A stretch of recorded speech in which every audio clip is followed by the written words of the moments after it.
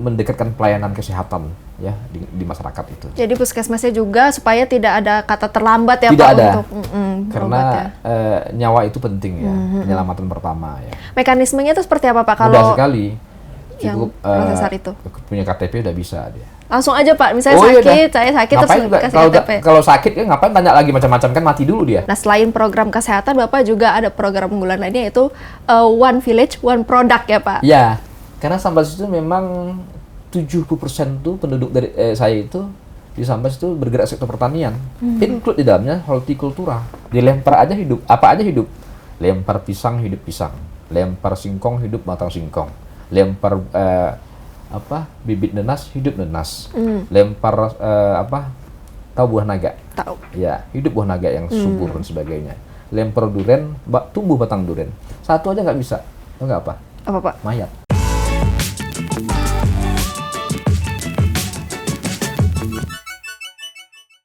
Halo Sobat Kompas.com, selamat datang di program Nusaraya bersama saya Melis Moren. Bukan program Nusaraya namanya kalau kita tidak mengulik daerah-daerah yang ada di Indonesia. Dan kali ini kita akan mengulik lagi nih potensi yang ada di Kalimantan Barat. Tapi kita akan membahas salah satu kabupatennya yaitu Sambas. Dan secara eksklusif sudah hadir di studio Nusaraya Bapak Satono selaku Bupati Sambas. Halo Pak, apa kabar? Halo, baik. Alhamdulillah. Sehat walafiat ya. Selamat datang ya Pak di program Nusaraya. Makasih. Pak, nih kita mau berbincang soal Sambas dan juga Bapak nih tentunya nih. Kan Bapak sendiri ini dulunya bukan bergerak dalam bidang politik ya, tapi akhirnya nih terjun ke dunia politik dan menjadi seorang bupati. Apa yang membuat Bapak tergerak nih untuk melayani di Sambas sendiri? Iya. Saya punya pedoman dalam hidup, bagaimana hidup ini dengan waktu yang nggak tahu kapan ya. Ingin menjadi seorang yang bisa berbuat lebih banyak, bermanfaat bagi halayak ramai. Itu kuncinya. Ya, mungkin barangkali kalau kita punya kuasa untuk memberikan bantuan, perhatian ke masyarakat, mungkin bisa lebih banyak ya daripada kita personal pribadi gitu. Ya. Saya melihat masyarakat Sambas itu cukup juga prihatin ya, karena memang sebagian juga ada yang masih jauh daripada mampu dari sisi ekonomi. Mungkin barangkali perlu hadir pemerintah ya seutuhnya untuk berikan pendampingan dan sebagainya sehingga bisa hidup yang layak. Itu yang mungkin barangkali salah satu alasan yang membuat saya itu terpanggil untuk mewakafkan waktu, tenaga pikiran saya untuk masyarakat Gunung Sambas. Okay. Tantangannya apa Pak setelah Bapak akhirnya menjadi bupati di Sambas? Kan seperti yang kita ketahui juga Sambas merupakan salah satu daerah perbatasan nih Pak. Iya, biasalah ya dinamika ya, tentu daerah manapun ada ya, sama lah ya. Sambas itu memang daerah yang cukup luas ya, dengan populasi penduduk terbesar kedua di Kalbar ya, setelah kota Pontianak. Sambas itu populasinya hari ini kalau menurut catatan sipil itu ada 640,sekian ribu jiwa. Tersebar di 19 kecamatan, 193 desa. Desanya 193, tapi kampungnya bisa lebih 200 karena terbelah oleh sungai. Ada satu desa terbelah oleh sungai, dusun A di sebelah sini, dusun B-nya sebelah sono. Nah, jadi desanya bisa 193, kampungnya bisa lebih 200 gitu. Gitu. Nah, dengan sebaik itu gimana tuh Pak Bapak menangani permasalahan-permasalahan yang ada? Ya, tentu karena kita di dalam pemerintahan, tentu ada visi misi yang tertuang dalam RPJMD. Itu yang menjadi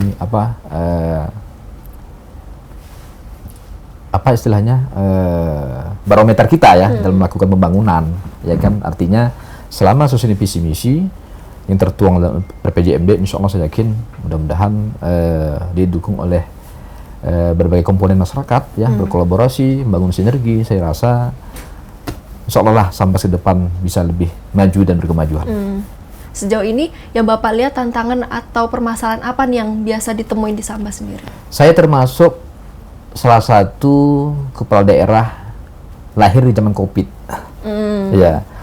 Saya dilantik menjadi bupati pada tanggal 14 Juni 2021. Oh, itu ya pas kan? Lagi COVID ya Pak? Masih COVID-nya ya. Ya. Maka teman-teman nyebut saya ini Satono ini bupati COVID. Oh iya benar. Kan gitu ya. Naik pas COVID ya. Pas COVID ya, pas COVID banget gitu kan. Apalagi Sambas itu daerah perbatasan, tempat transit, ya kan. PMI pekerja migran Indonesia yang balik, bukan hanya penduduk Sambas yang balik dan dibalikkan ya, dipulangkan dari negeri jiran, dari Malaysia ya kan, dari Brunei dan segala macam. Bahkan ada penduduk di luar Sambas, di kabupaten lain di Kalbar, bahkan di luar Kalbar banyak juga penduduk yang lewat situ. Yang menjadi problem kemarin agak berat memang karantina. Itu memang tupoksi di luar di daerah situ. Iya, jadi mau nggak mau karena misi kemanusiaan ya, tentu menjadi atensi kita bersama ya ketika negara kita mendapat ujian ya, musibah ya, sebagai seorang manusia yang punya kepekaan sosial ya kan, hidup di lingkungan sosial, harus kita berikan atensi ya dalam rangka penyelamatan dan sebagainya. Alhamdulillah sekarang sudah pulih ya. Berarti kalau penyebaran vaksinnya sendiri gimana tuh Pak di sana? Sudah, oke lah. Salah satu faktor yang Bapak perhatikan kan kesehatan ya Pak. Betul. Berarti vaksinnya sudah mulai merata, herd immunity-nya mulai terbangun. Nah kalau dari segi kesehatan sendiri Bapak punya program namanya adalah program sehat Satono Rofi. Iya. Atau prosesar itu Prosesar. Pak. Itu boleh diceritain nggak Pak? Itu apa sih program seperti kesehatan seperti apa Pak? Iya, tadi saya sampaikan di awal. Jadi dari total populasi penduduk 640, sekian ribu jiwa itu masih ada juga ya sekian persen yang belum mampu nih, ya kan, yang belum punya BPJS, ya kan, nggak mau bayar dan sebagainya. Kita siapkan ya yang nama prosesar, program sehat Satono Rofi, gitu ya. Jadi itu saya launching pas tanggal 17 Agustus tahun lalu. Pas masih COVID juga. Pas COVID juga, 2 bulan setelah saya dilantik. 2 bulan 3 hari. Karena saya lantik 14 Juni. 17 Agustus setelah saya jadi irup hari kemerdekaan upacara, ya kan, saya launching itu program namanya Prosesar. Itu salah satu di antara 9 program unggulan ya yang saya eksekusi. Alhamdulillah memang sangat terbantu ya. Masyarakat sangat terbantu dengan ada program seperti ini. Bukan artinya kita ini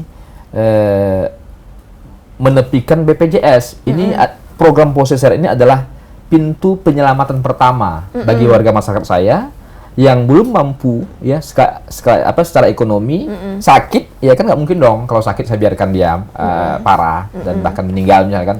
Harus saya selamatkan ya, tanggung jawab saya masyarakat itu ya kan, selamatkan. Rawat inap nggak bayar. Kalau masyarakatnya sakit. Iya, rawat inap ya. Ya, Prosesar itu adalah program penyelamatan pertama bagi masyarakat saya yang tidak mampu secara ekonomi. Ya, dia ada program itu, mereka yang tidak mampu, ya kan, bisa berobat, rawat inap nggak bayar, tanggung oleh pemerintah daerah Muda Sambas melalui APBD. Dan itu dananya nggak besar. Saya coba kemarin launching tahun kemarin 3 rumah sakit pertama, ya kan, rumah sakit Sambas, Pemangkat, dan Teluk Keramat, Skura. Alhamdulillah, ya kan, semester kedua ya, saya kan semester kedua, Juni sampai Desember, itu sangat terasa terbantu masyarakat ya, dengan adanya program Prosesar. Apalagi pasca pandemi ya kan, kondisi ekonomi juga cukup memprihatinkan ya. Saya rasa itu bukan hanya Sambas, tapi se-Indonesia lah ya. Awal Agustus kemarin, program Prosesar ini saya perluas di kecamatan-kecamatan ya, puskesmas rawat inap ada sekitar 14 puskesmas ya kan, mulai tahun ini yang rawat inap juga melayani program Prosesar. Artinya pendekatan pelayanan. Jadi kan Sambas ini kan geografisnya kan cukup ini ya, penduduknya tersebar di 19 kecamatan. Tadi saya sampaikan 193 desa, artinya kalau ada sakit di desa yang agak jauh dari ibu kota Kabupaten Sambas, ya kan, bisa mereka dirawat inapkan di puskesmas yang punya rawat inap di kecamatan masing-masing. Jadi sekarang sudah kepada kita mendekatkan pelayanan kesehatan ya di masyarakat itu. Jadi puskesmasnya juga supaya tidak ada kata terlambat ya tidak Pak ada. untuk Karena ya. Nyawa itu penting ya, penyelamatan pertama ya. Mekanismenya itu seperti apa Pak kalau mudah sekali. yang Cukup Prosesar itu? Punya KTP udah bisa dia. Langsung aja Pak, misalnya Iya, sakit, saya sakit ngapain terus juga, kasih kalau KTP. kalau sakit kan ngapain tanya lagi macam-macam, kan mati dulu dia. Ya kan? tolong dulu, bantu dia dulu, mereka dibantu dulu sakit, ya kan? Apalagi kalau parah kan, nanti baru diurus administrasinya, kan bisa dalam regulasi kan 3 kali 24 jam kita buat, bisa diurus lah administrasi itu kan, familinya juga ada nanti, insyaallah. Itu mengcover penyakit apa aja, Pak? Mengcover apa aja, selama bisa dilayani, kalau enggak kita rujuk. Begitu. Jadi yang ibu melahirkan juga gitu Pak, ada Iya. fokusnya. Oke. Berarti rumah sakit dan puskesmas juga sudah proses hari ini kalau misalnya sakit tinggal kasih KTP aja Iya. gitu ya Pak. Iya, insyaallah. Memudahkan juga ya Pak. Nah kalau misalnya Nanti dalam perjalanannya, ya kan, kita dorong ya warga itu untuk buat BPJS. gitu. Jadi tidak Iya. melupakan program. Oh iya dong. Jadi kita nggak pusat. boleh bertabrakan. Ini saya bilang tadi, prosesor ini pertolongan pertama, penyelamatan pertama bagi warga yang tidak mampu. Ya, mungkin nggak tahu, nggak paham, nggak sempat dan sebagainya, ya kan? Udah, gitu. Sekaligus kita dapat kan? Oh ini belum punya BPJS dan sebagainya, kan gitu. Jadi ke tracking ya Pak, mana masyarakat yang ternyata masih belum punya BPJS. Iya. Nah selain program kesehatan, Bapak juga ada program unggulan lainnya yaitu One Village, One Product ya Pak? Ya, karena Sambas itu memang 70% tuh penduduk dari saya itu di Sambas itu bergerak sektor pertanian, include di dalamnya hortikultura. Potensi pertaniannya juga bagus. Tanah Sambas itu subur. Dilempar aja hidup, apa aja hidup. Lempar pisang hidup pisang, lempar singkong hidup batang singkong, lempar bibit nenas hidup nenas, lempar tahu buah naga? Tahu. Ya, hidup buah naga yang subur dan sebagainya. Lempar duren, tumbuh batang duren. Satu aja nggak bisa. Tahu nggak apa? Apa Pak? Mayat. Nggak hidup dia. Iya dong Pak. Kita yang takut. Nah, artinya apa? Sambas subur tanahnya. Ya kan, masyarakat saya juga rajin. Paham banget di sektor pertanian.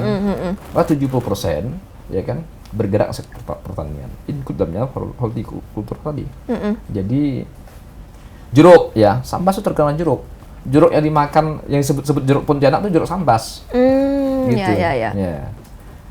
Harapan saya mudah-mudahan sebelum berakhir masa jabatan saya minimal 50% lah desa di Kabupaten Sambas itu, setiap desa itu ada produk. Nenas bisa jadi dodol nenas sudah ada sekarang, sudah di packaging rapi, bisa masuk ke toko retail. Indomaret, Alfamart bisa jual itu sudah. Ya, ada label halal MUI, ada masa expirednya, ada barcode-nya, udah ada rapi. Ada kue sagu, kemudian keripik mangrove. Nah, itu Pak. Banyak sekali banyak itu, ya kan? Jadi artinya saya sekitar setahunan jadi bupati sudah lebih 10 produk ya Jadi dalam unggulan. kemasan ya yang bisa sudah masuk ke toko-toko retail gitu kan. Artinya ketika pemerintah hadir, masyarakat itu Bergerak juga. Kolaborasinya bagus gitu. Ya. Maka saya sebelum dilantik di bupati, Mbak Mei, kondisi laju pertumbuhan ekonomi kan terjadi kontraksi. Minus 2,02%. 6 bulan 7 bulan jadi bupati, saya panggil BPS itu. Bagaimana kondisi laju pertumbuhan ekonomi? Alhamdulillah naik. Sekarang posisinya 4,37. Artinya naik 6,39% dong. Ya kan? Bagus nggak? Bagus, gitu kan. Saya yakin tahun-tahun mendatang, ya kan, tahun depan terus. Tinggal bagaimana kita memicu dan maju semangat, ya, semangat masyarakat agar betah, ya kan, fokus kepada sektor ya yang digelutinya masing-masing. Ya, tinggal bagaimana kita memastikan sektor hulunya itu oke. Artinya apa? Bibitnya unggul, ya kan. Irigasi, pupuk terpenting ya trade. Endingnya apa? Hilir. Ketika panen raya mudah dijual dan harganya nggak anjlok. Ya, itu kadang suka kendalanya di situ, Kemarin Pak. saya 4 bulan jadi bupati, di akhir bulan September nggak salah, September. Saya ngundang Wakil Menteri Pertanian Pak Harpik ya, untuk panen padi di salah satu desa di sebuah kecamatan. Di atas lahan 1 hektar, kita bisa panen padi 9,7 ton. Bibit unggul Invari 3637. Coba bayangkan. Ini artinya potensi luar biasa. Dan Mbak Mei, Sambas itu di Kalbar penyumbang pangan 25%. Jangan lupa. 1/4 kebutuhan pangan padi di Kalbar itu Sambas yang memenuhi. Dari Sambas. Dari Sambas. Artinya luar biasa kan. Dari 14 kabupaten kota, Sambas ini penyumbang, nyuplai. Lumbung padi, lumbung beras. Ya, ini cukup menggembirakan, ya kan? Cuman memang harus kita jujur katakan, yang jadi problem sehari ini adalah pupuk. Ya, pupuk subsidi terbatas, ya kan? Jauh daripada cukup yang digelontorkan dari pusat. Satu, kedua kadang turun salah alamat. Salah alamat tuh mesti Sampainya salah alamat, nggak tahu deh. Ya kan? Iya. Beloknya kemana gitu kan. Ini mungkin barangkali sisi pengawasan agak lemah. Ya mungkin barangkali perlulah menjadi atensi kita semua, baik kabupaten, provinsi, dan pusat, terutama Kementerian Pertanian. Ada apa? Mengawasi sisi pengawasannya itu ditingkatkan, sehingga pendistribusian pupuk yang seharusnya diterima oleh Poktan dan Gepoktan itu tepat sasaran, ya kan? Tidak salah alamat, nah gitu, sehingga programnya itu tepat guna, tepat sasaran. Gitu. Nah, kalau dari Bapak sendiri kan melihat berarti ada permasalahan di pupuk nih, salah satunya. Itu Bapak sendiri bagaimana nih untuk mengatasinya, Pak? Kan kalau misalnya tadinya pengennya berharapnya ada pengawasan juga, tapi kalau dari Bapak sendiri menyiasatinya seperti apa? Ya, ini kan kebijakan nasional ya. Saya sebagai kepala daerah, sebagai bupati, berpandangan tangan daripada masyarakat, ya, menyampaikan aspirasi masyarakat, sudah sampaikan. Sudah sampaikan kebutuhan masyarakat saya di sektor pertanian, ya kan, untuk dicukupi kebutuhan pupuk itu. Dan bukan hanya pupuk ya, termasuk solar, ya kan. Penunjangnya ya, Pak, iya, ya? Ya kan, ada korelasinya, ya kan. Sudah saya sampaikan semua, tinggal goodwill pemerintah pusat lagi, kan, bagaimana atensinya kan. Tugas saya sudah sampaikan. Gitu kan. Okay. Pak, tadi menarik Bapak nyebutnya ada keripik mangrove nih, Pak. Yeah. Saya baru pertama kali dengar nih, Pak. Ya, harus ke Sambas. Oh, seperti apa sih, Pak? Memang Enak kalau makan keripik mangrove Sambas, pasti nggak nampak kuping kita. saking enaknya. Saking enaknya. Biasanya diolahnya seperti apa tuh, Pak? Kan kalau keripik biasanya ada yang original, pedas, nih gitu-gitu. Di sana juga seperti itu, Oh Pak? iya, tinggal kita request mau dibuat seperti apa, rasa asin, rasa manis, atau seperti apa. Ini kan produk lokal, ya kan. Udah diproduksi keluar juga, Pak? Iya, insya Allah ke depan akan kita terus kembangkan, ya kan. Ini kan apa, permulaan ya, permulaan. Mudah-mudahan nanti sebelum berakhirnya masa jabatan saya, nggak tahu tahun berapa nih, karena hasil pilkada 2020 ini kan endingnya kapan? Kalau satu periode 2026 ya, ya kan. Tapi kalau jadi pilkada November 2024 ya nggak tahu kita. Kita sambil otok nadeh sama pusat, ya, karena yang membuat undang-undang dan regulasi gitu kan. Pokoknya mudah-mudahan harapan kita ya, bisa sebelum masa akhir jabatan saya minimal 50% lah daripada desa-desa itu sudah punya produk masing-masing. Gitu. Saya yakin betul dengan adanya seperti itu, otomatis secara perlahan ekonomi masyarakat akan meningkat, ya. Seiringnya itu akan sejahtera lah ya. Pak, ini kan melihat kalau ternyata kaya juga ya, Pak, mau tanam apa aja jadi, bahkan ada keripik mangrove juga nih. Iya. Nah, bagaimana Bapak mengatur strategi untuk memasarkan nih produk-produknya sendiri nih, Pak? Iya, di samping pasar lokal ya, sebenarnya Sambas itu cukup strategis letaknya, karena berbatasan langsung dengan jiran, ya kan. Memang harapan kita itu produk lokal Sambas itu bisa membanjiri di negeri jiran. Cuman problemnya ada satu. Apa tuh, PLBN Sambas Aruk Biawak itu bukan PLBN ekspor import. Kita masih menggunakan perjanjian lama tahun 70, kita belum lahir, Mbak Mei. Iya. Ya kan? tahun 70 kan sudah berapa tahun? 50 tahun ya? 52 tahun ya. Nah, sekarang kita masih menggunakan perjanjian lama tahun 70-an. Lalu lalang satu orang hanya boleh bawa ini Rp600 dan untuk sebulan. Kalau Rp600 kali berapa sekarang ringgit? Rupiah ke ringgit. Nah, 3.000 berapa ya? 3.500 ya, sekitar itu. Ya sekitar 2 jutaan lah ya kan, maksimal belanja dan sebagainya. Itu juga membatasi. Padahal sekarang ini sudah pasar global dan sebagainya kan. Ini mungkin barangkali saya juga menyampaikan langsung kemarin ke Pak Mendagri langsung, kemudian ke Pak Menteri Perdagangan, Pak Julhas, ya kan, kondisi kita di sana, bagaimana supaya bisa menjadi atensi pemerintah pusat, PLBN Aruk Biawak yang dibangun oleh Presiden kita Pak Joko Widodo itu bisa dimaksimalkan dalam rangka mensejahterakan masyarakat Kalimantan Barat, khususnya Kabupaten Sambas. Jadi bukan hanya sebagai ajang untuk berselfie dan sebagainya, hanya lalu lalang bertamasya ke jiran sebagainya, bukan hanya tempat lalang untuk berobat ke Malaysia, bukan, tapi lebih daripada itu, yaitu bagaimana bisa menjadi, ya kan, lalu lalang perdagangan yang legal, ya kan. Itu harapan saya mudah-mudahan. Nah Pak, satu lagi Pak nih, tadi kan Bapak bilang mengundang juga Wakil Menteri untuk datang ke lihat padinya nih Pak, yang ada di... Sudah. Kan ada juga program namanya Food Estate nih Pak. Iya. Nah itu bagaimana dari Sambas sendiri berkontribusi dalam program Food Estate? Kita sudah mengusulkan ya, di awal-awal saya lantik program Food Estate itu, ya kan. Awalnya tuh dijanjikan 5.000 hektar, terus turun 2.000, sekarang nihil. Saya nggak tahu, nggak paham saya. Sebenarnya kalau kita ingin melihat posisi strategis, kemudian letak geografi dan demografi masyarakat, ya kan, sebenarnya Sambas itu paling strategis. Coba kita lihat nih peta teritorial, ya, di ujung Paloh. Paloh tuh ada laut ya, lautnya langsung garisnya ke kan Aki ya, alur laut ya, dekat sekali dengan Singapura dan Laut Cina Selatan. Itu kalau kita lihat peta teritorial itu sandaran paling dekat dan paling pertama tuh ketika kita ada apa-apa gitu kan, ada hal-hal yang tidak inginkan gitu kan, dari aspek keamanan ya kan. Dan mungkin barangkali Sambas lah sebagai salah satu tempat yang strategis untuk menyuplai pangan. Jadi bukan provinsi lain, bukan kabupaten lain, ya kan, paling strategis.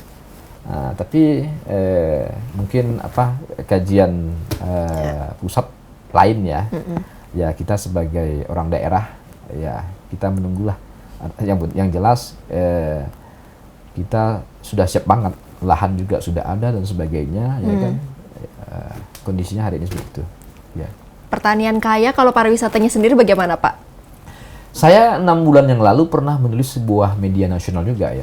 Saya nyampaikan ada 3 potensi di Kabupaten Sambas yang luar biasa, yang belum tergali maksimal. Yang pertama tadi pertanian, include dalamnya holti jadi, ya kan. Kedua perikanan. Panjang pantai Sambas itu dari ujung Temajuk sampai ke Selakau itu 198, sekian kilometer.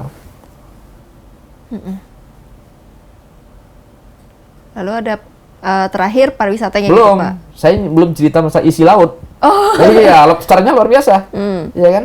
Lobsternya wah segar-segar, ikannya luar biasa. Apalagi setahun sekali, setahun 2 kali ada musim ubur-ubur. Wah, kalau itu dikelola maksimal luar biasa itu peningkatan ekonomi masyarakat itu. Nah, ini mungkin barangkali akan menjadi salah satu perhatian saya ya, bagaimana untuk menggali potensi perikanan juga ya. Bagaimana lagi-lagi ini mau kita ekspor gitu kan. Nah, itu. Yang ketiga wisata. Indahnya Pantai Temajuk ya kan, masih alami sekali, putih pasirnya ya kan. Kemudian Pantai Bahari Jawai. Kemudian danau juga ada di Sambas, Danau Sebedang ya kan. Di samping wisata bahari, wisata pantai, kita juga punya wisata budaya. Karena Sambas itu daerah kerajaan, ada keraton peninggalan usianya sudah 300 lebih tahun, ya kan. Ini luar biasa potensi. Apalagi nanti saya pastikan 3-4 tahun ke depan Sambas akan menjadi salah satu kabupaten wisata agro. Karena sekarang teman-teman masyarakat kita banyak sudah menanam duren. Ya kan, sekarang sudah tingginya hampir 2 meter. Alpokat. Wah. Datang deh ke Sambas. Bisa makin kaya ya Pak ya, pertaniannya udah banyak, ditambah lagi nih mau ada wisata agro juga. Saya yakin akan terwujud. Sesuai dengan RPJP, Rencana Pembangunan Jangka Panjang Sambas 25 tahun, semenjak 2001-2005, Sambas itu diharapkan menjadi kabupaten terunggul di Kalbar pada tahun 2025. Tapi tentu berproses, perlu kolaborasi, sinergi dari semua komponen, ya, pemerintahan daerah, ya kan, provinsi, pusat, termasuk media juga harus bantu bagaimana mengeksplor ya, mempublikasikan kepada masyarakat ramai bahwa di Indonesia ini ada satu kabupaten namanya Sambas, ya kan, letaknya paling utara, ya kan, paling utara di Kalbar gitu. Kalau Bapak tadi sempat mention perikanannya juga kaya loh, nggak kalah sama pertaniannya. Ikan-ikan apa nih atau produk perikanan apa nih Pak yang sudah akhirnya dijual luas nih Pak dari Sambas? Ini kan masih B2B ya, artinya nelayan langsung jual ya, belum bisa bawa dampak positif untuk meningkatkan PAD. Kenapa? Karena belum resmi kan. Oke. Gitu. Ini problem nih. Maka regulasi penting sekali. Hadirnya pemerintah itu penting, melegalkan ya kan gate itu, ya kan. Saya yakin kalau bisa dibuka jadi pintu ekspor import itu otomatis, ya kan. PAD kita dapat. Ini kan enggak nih. Karena bisnis to bisnis, kan gitu. Mudah-mudahan pada momen berbahagia ini juga ya, mudah-mudahan para pejabat kementerian pusat juga ikut mendengar ya, mudah-mudahan ini bisa menjadi atensi kita semua sehingga harapan masyarakat perbatasan ya bisa terwujud seiring dengan sarana prasarana yang sudah disiapkan oleh Pak Presiden. Ya. Tadi udah sempat dibahas juga kan pertanian, perikanan, pariwisata, tapi Sambas juga kaya akan kearifan lokalnya juga. Iya, benar. Ada ini kalau misalnya tiap akhir pekan Bapak bilang ada namanya tarup ya Pak. Iya, tarup. Itu bisa diceritakan nggak Pak seperti apa kearifan lokal tarup sendiri? Sambas itu kan memang 80% tuh Melayu Muslim ya. Punya kearifan lokal yang luar biasa. Bukan hanya sebatas kearifan lokal sih ya. Ini memang potensi untuk merawat persatuan dan kesatuan ukhuwah itu luar biasa. Ukhuwah Islamiyah, ukhuwah insaniyah juga sekaligus. Ada istilah tarup. Setiap akhir pekan, hari Sabtu dan hari Ahad itu, ketika ada pesta pernikahan, walimatul urus, ya kan, kita hadir rame-rame di tarup. Makannya saprah namanya. Satu saprah tuh 6 orang saling berhadapan. Nah, 6 orang. Satu saprah tuh 6 orang, lauknya 5 macam, sendoknya 2. Nah, ini 6 orang ini lambangkan rukun iman. 5 macam lauknya itu menggambarkan rukun Islam. Sendoknya 2, kenapa 2? Sahadat, 2 kalimat sahadat. Nah, kenapa disebut saprah? Saprah ini bahasa Arabnya saproh. Zero artinya. Jadi kalau kita sudah berkumpul satu saprah, kita nggak ada dendam. Sahabat semua. Ya, jadi hubungan di antara kita habul minan nas, ya kan? Ya, harus baik gitu. Maka Islam mengajarkan ya kan tidak boleh kita saling tidak menegur ya selama 3 hari, ya kan? Nah, maka budaya kearifan lokal Sambas ini cukup luar biasa, punya nilai yang luar biasa. Ini terus kita jaga, kita rawat, dan kita lestarikan sampai ke anak cucu nantinya. Insya Allah, mudah-mudahan. Mudah-mudahan ya Pak. Iya. Nah, dari infrastrukturnya sendiri bagaimana nih Pak? Apalagi kan kalau misalnya di daerah-daerah seperti yang sudah masyarakat ketahui, kalau misalnya selain infrastruktur yang masih kadang belum banyak diperhatikan, terus ketersediaan air bersih juga, dan di sana ada program namanya Pas Minum Mas. Iya. Seperti apa Pak? Memang salah satu program unggulan dari 9 program unggulan itu. Ya, kita memang Sambas sampai hari ini, jujur saya sampaikan, belum seluruh masyarakat bisa menikmati air bersih ya, air minum, air kehidupan sehari-hari, ya kan. Sekarang sudah mulai kita. Saya 6 bulan pertama jadi bupati sudah sudah kita bangunkan Pamsimas ya. Jadi masyarakat itu sudah bisa menikmati air bersih gitu kan. Nah, tapi masih belum maksimal ya, belum karena rata, keterbatasan anggaran. Ya. DAO kita kan kecil, ya kan, apalagi masa pandemi ini kan berkurang. Tapi walaupun demikian, tapi pasti ya, pasti. Insya Allah mudah-mudahan kebutuhan dasar ya hidup masyarakat Sambas menyangkut masalah kebutuhan air bersih akan menjadi atensi saya, ya, bagaimana supaya sampai nanti di akhir jabatan masyarakat itu sudah bisa teraliri lah, ya. Itu mekanismenya seperti apa Pak dari Pas Minum Mas sendiri? Tiap kecamatan kita, kalau PDAN sudah ada ya, kecamatan, kemudian kan satu kecamatan desanya banyak nih, kan belum bisa teraliri semua, kan kampung-kampung. Nah, kita bangun itu fasilitas apa? Jadi orang datang gitu Pak? Air itu kita sedot, kita naikkan dulu, ya kan, turun, bisa nyebar ke rumah-rumah. Oh, oke. Pakai pipanisasi, iya. Sudah berjalan, alhamdulillah sudah lebih daripada 10 ya, 6 bulan kemarin terakhir. Tahun ini juga terus kita lanjutkan, ya kita lihat sampai akhir masa jabatan saya dapat berapa, itulah dia. Semoga semakin merata ya Amin. Pak ya. Di samping itu pula memang infrastruktur jalan jembatan juga Ya. cukup memprihatinkan. Tapi lagi-lagi memang kondisi keuangan daerah kan terbatas. Sekarang saya pakai strategi tersendiri. Saya selama 1 tahun jadi bupati, alhamdulillah berkat kolaborasi dengan masyarakat sudah bangun lebih daripada 20 jembatan ya. Ada 25 jembatan. Jembatan berkemajuan non APBD, non APBN. Jadi kalau ke Jakarta ini bukan hanya rapat, hadiri acara-acara, tapi sambil ngamen bawa gitar buruk. Ya kan, Bupati Sambas ke Jakarta ngamen nih. Ngamen bukan ke pemerintah saja, juga kepada teman-teman yang punya send off kepada Sambas. Nah, jembatan apa? Jembatan akses ekonomi. Kemarin saya di Kecamatan Teluk Keramat contohnya ya, ada kampung KPK, Kuala Pangkalan Keramat itu antar kecamatan tuh ada jembatan. Panjang 26 meter saya bangun. Buka 2,5 meter, ya kan. Itu tempat lalu lalang tuh. Petani bawa produk lokalnya, bawa padinya, hasil sawahnya, hasil kebunnya. Coba bayangkan, sekian lama nggak terbangun jembatan itu. Tapi alhamdulillah ya, itu tidak menggunakan dana APBD. Belum lagi jembatan untuk akses pendidikan anak-anak sekolah, ya kan. Saya merasa setahun ini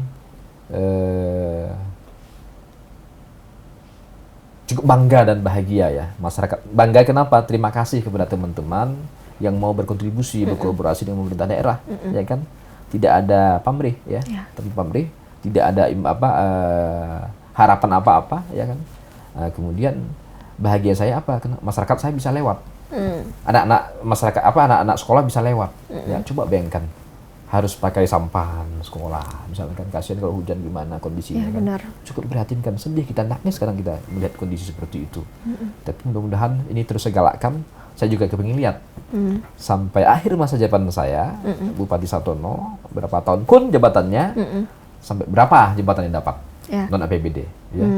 Hari ini sudah hampir 25. Ada 2 lagi nih nyumbang nih. Baru udah jadi 3 ya Pak yang baru-baru ini ya? Oh, sudah 25. Sudah. Saya udah bertambah jadi tambah 3 lagi.